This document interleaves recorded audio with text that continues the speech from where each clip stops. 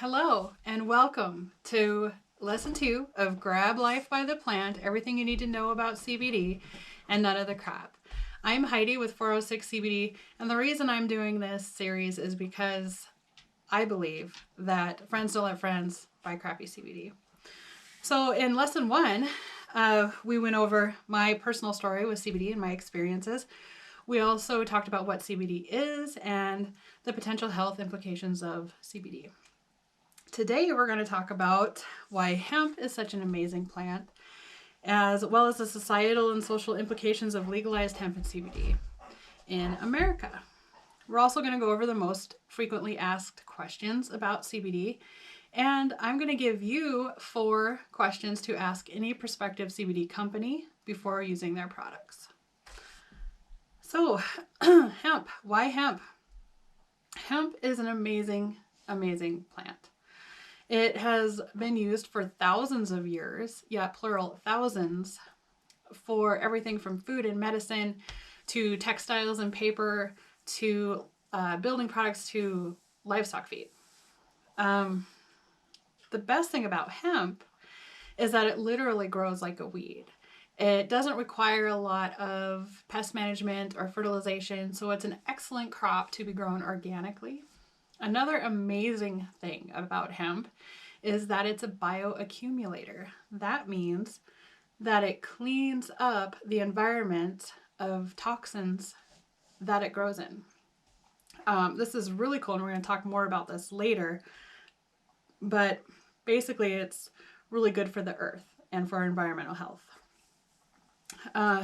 The potential social implications of legal hemp and CBD are far-reaching and impossible to fully comprehend at this time.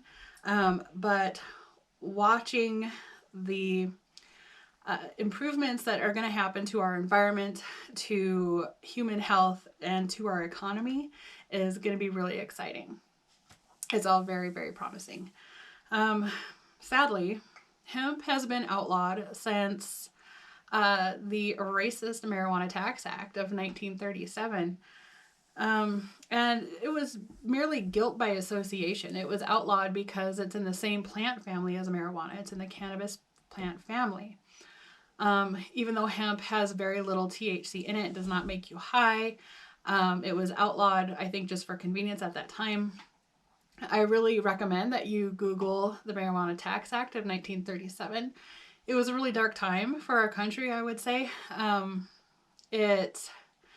Our government actually put out a lot of extremely overtly racist propaganda, and it was craziness. But anyway, poor hemp was made illegal through that, merely because it's in the same plant family as marijuana.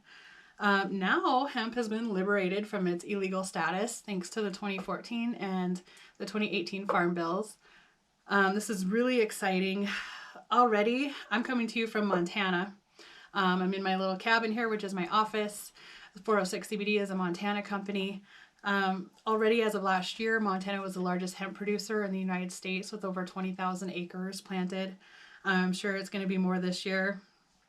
I think hemp is going to be very lucrative for our agricultural communities. And it's going to be great for our earth because not only can it be grown organically, but it's a bioaccumulator. And so it might be just a savior that our chemically saturated and overworked farm soils need. Also, bees love it. So that's a huge bonus. Sadly, in 2017, President Trump and his administration declared a national public health emergency because of the opioid crisis. The stats are, as of January 2019, we lose 130 people a day on average to opioid overdoses. That's like 50,000 people a year. It's extremely sad, and it is a national emergency. These statistics don't even take into account the problems that and the costs of opioid addiction and what they do to people's health,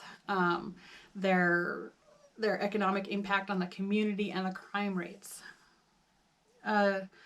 CBDing, the cannabis in general, is being studied right now and the preliminary findings are extremely promising. But they're being studied for their effects on helping people with opioid withdrawal, as well as preventing opioid addiction in the first place. I mean, opioids actually have a very important place in our medical system. They're very important medicines. Unfortunately, they're super addictive. And the WHO and different organizations have actually found CBD to be a non-addictive substance with very little risk of creating an addiction tendency. That being said, humans, we're crazy. We can be addicted to anything, you know? So, I mean, there are people that are addicted to pulling their own hair out. You can be addicted to literally anything. So, but CBD is not classified as an addictive substance whatsoever. So that is very exciting, and I'm really excited to see more of those studies and more of those health implications and what that legal hemp and CBD is going to be doing for our opioid crisis. So hemp, you know, it's hope for thousands of Americans. It's hope for people who struggle with their health. It's hope for the economies of our farming communities. And it's hope for our Earth's health. Years of research and experience has taught me the value of CBD and its ability to transform health and well-being. With the horrendous increase in opioid deaths and drug overdoses in general, as well as autoimmune diseases, cancers, behavioral disorders, medical mysteries, I am really excited to see the effect that CBD is going to have on these issues. CBD is just starting to open doors to new possibilities, and we're all witnessing the beginning of a new era and a health revolution, and it's really exciting to witness, and it is even more exciting to be part of. So, the top questions I get asked all the time about CBD. Number one is, will I get high? The answer is no. THC is the cannabinoid of over 100 cannabinoids that have been discovered that is associated with creating a high effect, and that's what's in marijuana. By definition, hemp is a plant that has 0.3% THC or less. So with that amount of THC, it cannot create a high. That being said, a lot of CBD companies are going the extra mile, and they're removing those trace amounts of THC so that there's no detectable amounts in their products. And that's really nice, so that you don't have to worry about giving it to children, or if some people are actually allergic to THC, you don't have to worry about getting high, and you don't have to worry about failing a drug test. Number two, is it legal where I live? Unfortunately, there's a lot of misleading news stories out there, and I actually feel like they're intentionally misleading. The truth is that CBD derived from hemp is federally legal, as I mentioned, thanks to 2014 and 2018 farm bills. Hemp has been taken out of the Schedule I drug classification, where it was grouped in with marijuana since 1937. So CBD from hemp is federally legal. That being said, CBD from marijuana is not federally legal. That depends on the state that you live in. CBD in and of itself is not a compound that is really that regulated, but it depends on where it comes from. I mean, you can find CBD in your local produce section. It's in kale, it's in Brussels sprouts, it's in chocolate. Our bodies actually make it. It's found in human breast milk. So CBD of itself, not a legality issue. CBD from marijuana is a legality issue. So I always tell people to know your state's laws and know where your CBD is coming from. Number three, most common question, what can CBD do for me? Or usually people will say, will CBD help me with, and then whatever their medical situation is. And so obviously I can't answer that question. I am not a doctor. The FDA does not regulate CBD or nutritional supplements. So anything I say is not intended to cure, treat, prevent, or diagnose anything. But I can say that thousands of people have improved their lives with CBD. Hemp in and of itself is an adaptogenic herb.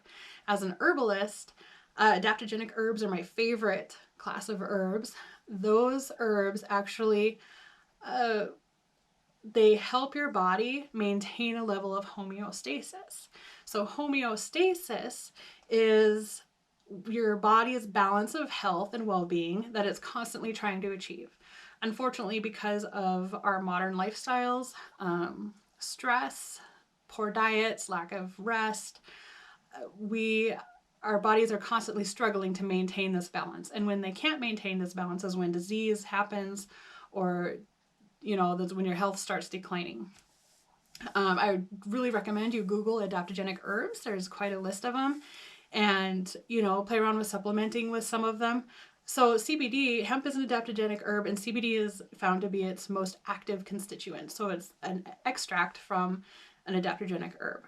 And that's why CBD is so great for helping your body maintain homeostasis. So I also tell people to Google it. I can't make any medical claims, but there's tons of information online. There's studies, more coming out all the time. You can also find great testimonials online. So look it up, see what kind of information you can find. I always tell people that you can't overdose on CBD. There have been 0 CBD fatalities. And always, always, always check with your doctor before starting anything new, especially if you're under the treatment or care for a specific condition or taking any pharmaceuticals. And I also tell people that just try it. What are you at? What are the risks? There are no horrible side effects. Try it and see if it works for you. Take it for 30 to 90 days. Be really consistent. Up your dose every few days as needed until you reach those desired effects. Will it work for everyone? No. Will it work for everything? Absolutely not. Is it worth a try? Absolutely. So those are the most commonly asked questions and their answers. If you have more questions, check out the frequently asked questions page at 406cbd.com or comment below this video, and I'd be happy to go through and answer any questions anybody has. So when you're looking at a CBD company, 4 questions to ask before buying their products. Number 1, where does the hemp come from? So we touched on this before. It's important that the hemp that is being processed to make your CBD comes from a clean environment. Generally, I tell people if it's coming from Russia, China, or Japan, don't take that CBD. Those countries are using huge fields of hemp to clean up nuclear fallout and industrial waste, which is great. I'm glad they're cleaning it up, but it is perfectly legal for them to sell that hemp to CBD processing facilities, and they can sell that CBD as whatever they want. That's not something you want in a health supplement. There are lots of great hemp coming from European countries such as Denmark or Sweden that have really high farming standards and practices. You can get certified organic hemp from Canada or United States now. Since it's so newly legal, it's a little tougher to get certified organic hemp just because that is a process that takes at least 3 years to become certified. So hemp that comes from a clean environment and is grown using organic farming practices is still going to give you a great CBD product, and if you can get that certification for organic farming, then that's even better. And then number 2, ask the question, what's the purity of your CBD? And ask to see their certificate of analysis, or COA. The COA should come from an independent third-party lab, and this is going to show you not only the purity of their CBD, but a lot of other things as well. To give you an idea, the industry standard is about 25% pure. It takes extra processes and extra time, and therefore extra expense, to get a CBD product that comes up to closer to that 100% pure. But that just shows you the commitment to quality that the company has or doesn't have. Sadly, there are CBD products out there that are 3% pure or less. That upsets me because people are trying those CBD products and they're most likely not going to work for them. and then they're going to give up on CBD. And that's really too bad because they're missing out on an opportunity to help themselves. There's even been companies that have gotten in trouble because there was zero CBD in their products, and they were just selling like hemp seed oil and putting CBD on the label. And so asking for that COA and knowing the purity and the percentages is really important. And so the other things that a COA is going to show you is not only the purity, but if there's any microbial contaminants, heavy metals, pesticides or solvent contaminations. So it's really nice to know that you're getting a clean product without any contaminations. You don't want to put any of those things in your body. The COA will also tell you if there's any other cannabinoids in the product, such as THC. So legally it can have that 0.3%. Or there's a lot of other cannabinoids that are not psychoactive that have, therapeutic effects like CBN, CBG. There's tons of them. So if it might be a product that has a broader spectrum of cannabinoid profiling, which can be really great. So knowing exactly what's in your product is important, I feel. So number three, the third question to ask a prospective CBD company is, how is the CBD extracted from the hemp? CBD generally is extracted one of two ways from hemp. There's CO2 extraction, which is a cold temperature process. It's more expensive and time consuming, but it generally brings you a higher quality CBD product in the end. There's also solvent extraction, which is less expensive and uses chemical solvents to extract the product. The risk with that is that those chemical solvents, trace amounts of them, can end up in your final product, which is not something you want to ingest in any way. That being said, I think there are some solvent extracted CBD products on the market that are really good, and that's why it's important to see your COA. Look and see if there's any solvent contamination whatsoever. Also, so like a solvent extracted CBD product is probably going to have in it more phytonutrients, terpenes, a wider range of plant extracts like chlorophyll, things like that in it. And so solvent extracted CBD products generally have more of a flavor and smell and a taste and a color of hemp, whereas a CO2 extracted product will probably be a little better tasting, but all of those things can be good for you too. So, that's personal preference. So in the CO2 extraction method, you don't have any risk of solvent contamination. So that's nice. And number 4, ask how bioavailable it is. So nano amplification means that the CBD molecules are made smaller so that the human cells can take them up more readily. Bioavailability means that your body can process and utilize the CBD more efficiently. So nano-amplified, nano-emulsified, water-soluble CBD product is going to be 80% or more bioavailable to your body than a traditional CBD product. And basically what that boils down to is you can use less CBD product, spend less money for greater results. A few companies are doing the nano amplification, but I think it's really catching on and it's going to become more prevalent. But it's definitely a question to ask your company before buying. And then I also like to dig a little deeper. Does your company show integrity in other ways? Those 4 questions are the most important, but here are some, other ways of looking at a company as well. Are the inactive ingredients of high quality? Are they natural? Are they organic? I have seen some CBD products that are based in hydrogenated oils with artificial food dyes and colors and artificial sweeteners in them, and all things that we all know are bad for us and should never be in a health supplement. So looking at the inactive ingredients and knowing the quality of those really speaks to the standards of the company and how committed they are to creating a good product. My dog Bella is panting over here. I have it a little too warm in here. So, and then does the company use eco-conscious packaging? In this day and age, there's really no reason for excessive amounts of styrofoam. As we all know, that leaches styrene into your products, toxic plastics, things like that. Are they using recyclable materials that have post-consumer content already in them? That just shows that a company is mindful of all aspects of its business. Does the company test on animals? Where are the products made? Are they made in the US? Are they supporting the US economy? Are they exploiting a third world economy? Are the products GMP or ISO certified? What that means is the GMP is good manufacturing practices.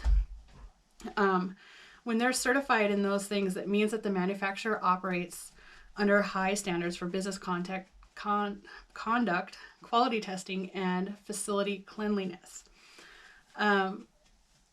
So the reason that's important, I mean, the certifications don't mean everything, but it really puts your mind at ease to know that it's coming from a clean, professional facility, and your CBD is not being brewed in somebody's bathtub. Serious, there are people doing that. Another thing to ask is, does the company participate in charitable donations or give back to their local community in some way?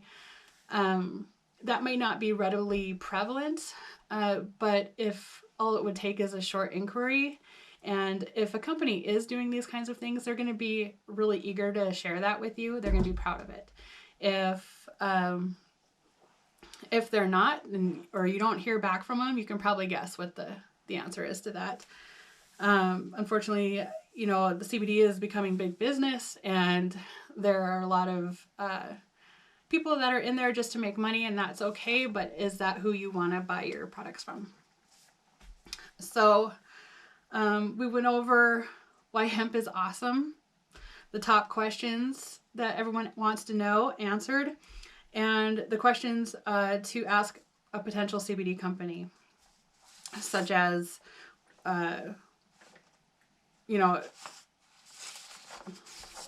what's the purity? Where does hemp come from? How is the CBD extracted, and how bioavailable it is? So coming up in our next video of Grab Life by the Plant, we are going to talk about the 10 tips and tricks to get the most out of your CBD products, as well as how to dose, and 4 reasons you should not take a CBD supplement. Very interesting. So thank you for being here. Thank you for watching this. If you found value in this, please share this or comment below. I would love, love, love to hear from you. Until next time.